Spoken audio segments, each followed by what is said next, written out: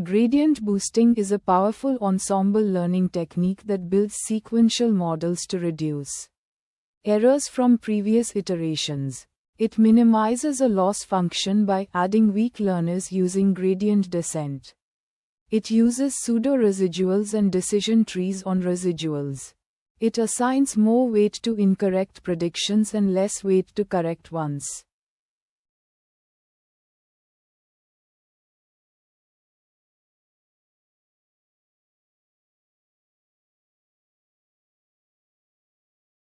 Gradient boosting builds models sequentially, where each new model corrects the errors made by the previous ones.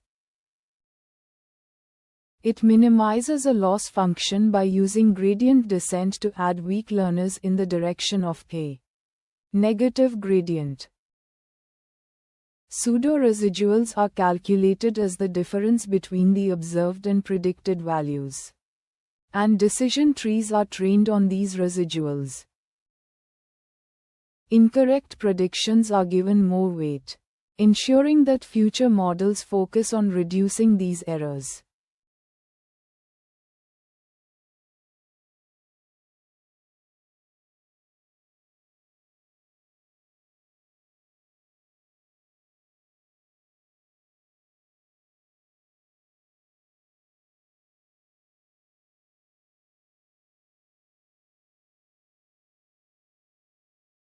Common gradient boosting algorithms include XGBoost, LightGBM, and XGBoost. In this video, we will focus on XGBoost, which stands for Extreme Gradient Boosting.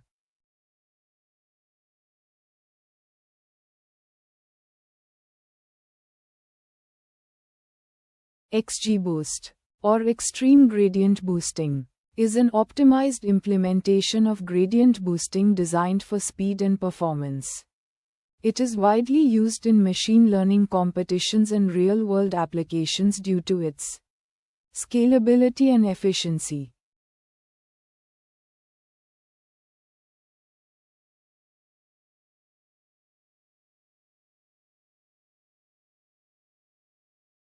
XGBoost builds trees level by level, ensuring that the model grows in a balanced manner.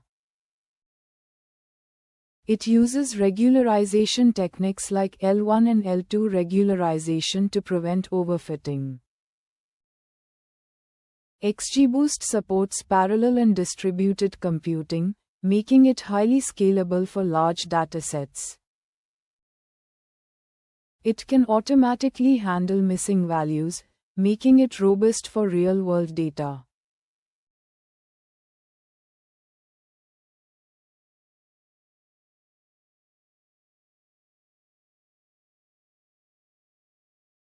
Let's understand and break down how XGBoost works for classification, step by step, with intuitive explanations and mathematical insights. Let's get started. Here is our dataset. We have 5 samples, each with a feature X and a binary label Y. XGBoost can handle classification tasks by predicting probabilities and converting them to class labels.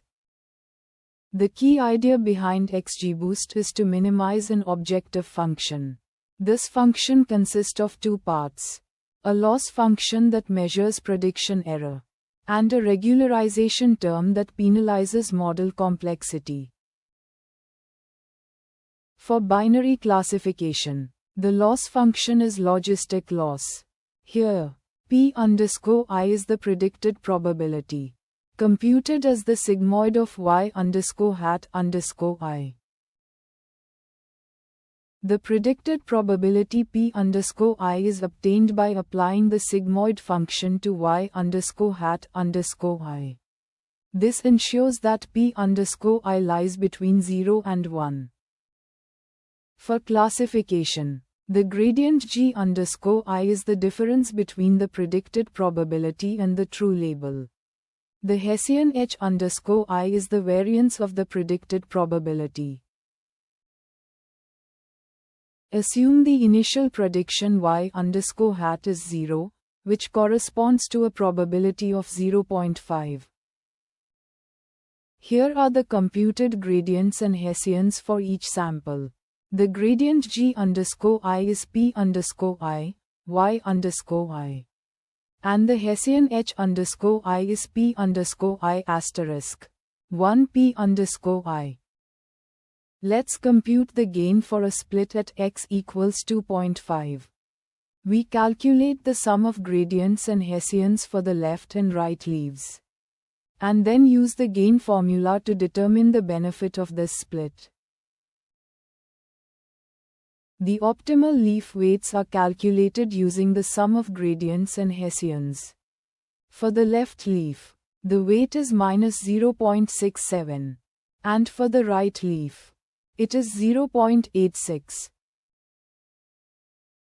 The final prediction is updated by adding the product of the learning rate ether and the optimal leaf weight. With a learning rate of 0.3, the new predictions are computed.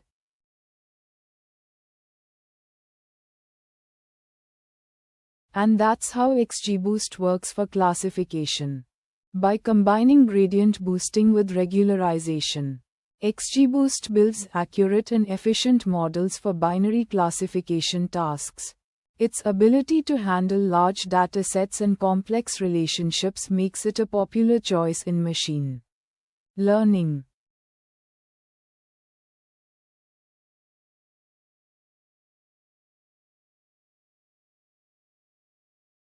Let's understand and break down how XGBoost works for regression, step by step, with intuitive explanations and mathematical insights. Let's get started. Here is our dataset. We have 5 samples, each with a feature X and a continuous label Y. XGBoost can handle regression tasks by minimizing the squared error loss. We start by initializing the predictions with the mean of the target values, which is 5.8. Next, we compute the gradients and Hessians for each sample. The gradient is -2 times the residual, and the Hessian is always 2 for squared error loss. Now, we compute the gain for a split at x equals 3. We calculate the sum of gradients and Hessians for the left and right leaves. And then use the gain formula to determine the benefit of this split. Let's break this down step by step. First, we compute the squared gradients divided by the sum of Hessians plus lambda. For the left leaf, this is 184.96 divided by 7. Which equals 26.42. For the right leaf, it's 163.84 divided by 5. Which equals 32.768. Finally, we subtract 0.64 divided by 11. Which equals 0.058. Adding these values together, we get 59.13. Dividing by 2 gives us the final gain of 29.56. This is the benefit of splitting at x equals 3. The optimal leaf weights are calculated using the sum of gradients and Hessians. For the left leaf, the weight is 1.943. And for the right leaf, it is -2.56. The final prediction is updated by adding the product of the learning rate ether and the optimal leaf weight. With a learning rate of 0.3, the new predictions are computed.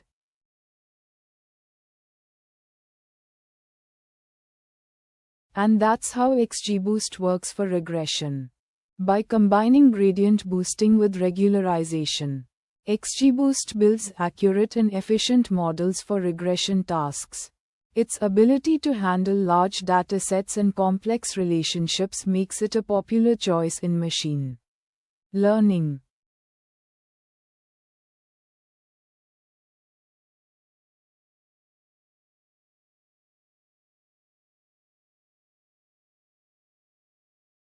Let's explore the advantages and disadvantages of the XGBoost algorithm. Here's a table summarizing the key advantages and disadvantages of XGBoost. First, XGBoost is known for its state-of-the-art performance on structured and tabular data. However, it can overfit if regularization parameters are not properly tuned. XGBoost is highly flexible and supports a wide range of tasks, including regression, classification, and ranking, but this flexibility comes at the cost of requiring careful hyperparameter tuning to achieve optimal performance. XGBoost is highly optimized for performance and scalability, making it one of the fastest boosting algorithms. However, it can be memory intensive, especially when working with very large datasets. A key strength of XGBoost is its built-in L1 and L2 regularization, which helps prevent overfitting. However, the complexity of the model increases with the addition of these regularization parameters. XGBoost automatically handles missing values during training, making it robust to incomplete datasets. However, it may not always handle missing data optimally, especially if the missingness is informative.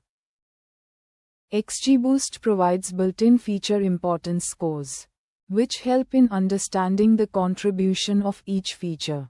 However, these scores can be biased when features are highly correlated. XGBoost is excellent for structured data and is widely used in machine learning competitions.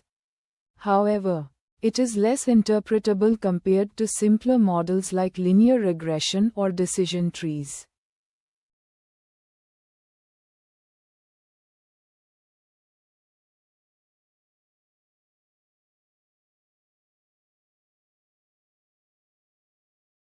Let's summarize the key points about XGBoost, a powerful and widely used machine learning algorithm. XGBoost is known for its state-of-the-art performance on structured and tabular data, making it a top choice for many machine learning tasks.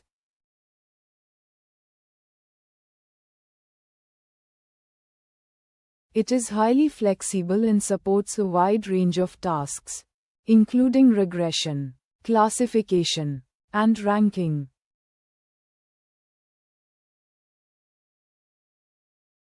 XGBoost is highly optimized for speed and scalability, making it one of the fastest boosting algorithms available.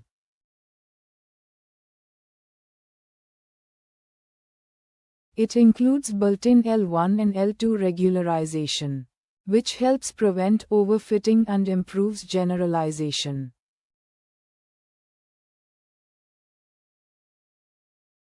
XGBoost automatically handles missing values during training, making it robust to incomplete datasets.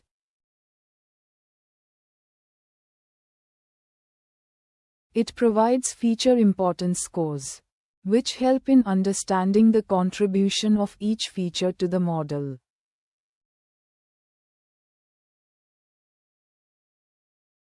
XGBoost uses gradient boosting with decision trees as weak learners, combining their predictions to create a strong model.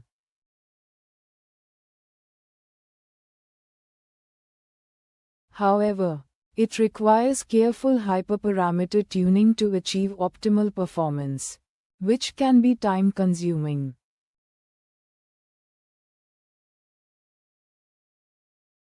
One downside is that XGBoost can be memory-intensive, especially when working with very large datasets.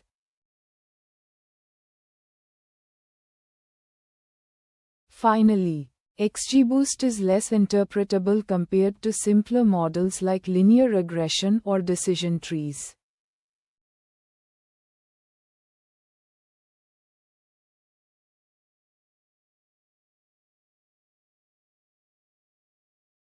I hope you found this video helpful. If you enjoyed it, please give it a thumbs up, subscribe to the channel, leave a comment, and share it with your friends. Your support means a lot. See you in the next video.